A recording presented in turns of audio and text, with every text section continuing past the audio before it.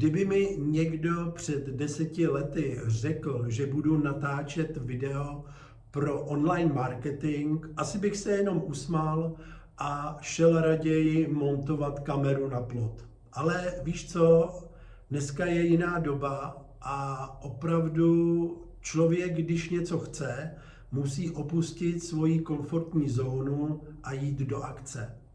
Tak jako já dnes točím svoje první video. Ahoj, jmenuji se Štefan Kucharik a myslím, že o podnikání už něco vím. Začínal jsem v 90. letech v garáži a dnes mám za sebou už 30 let v biznise.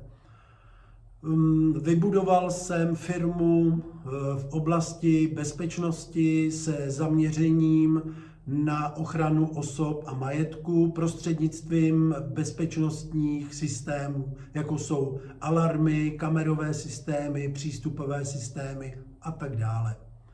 Posledních 10 let se intenzivně věnuji online marketingu, který mě baví, studuji ho, vyhodnocuji a využívám i v mém podnikání. Snažím se. A co říct závěrem? Snad jenom to, že další informace se o mě dozvíte v mém motivačním dopise. A pokud toto video doputuje až k Honzovi, tak zdravím tě, Honzo, a případně se budu těšit na pokračování.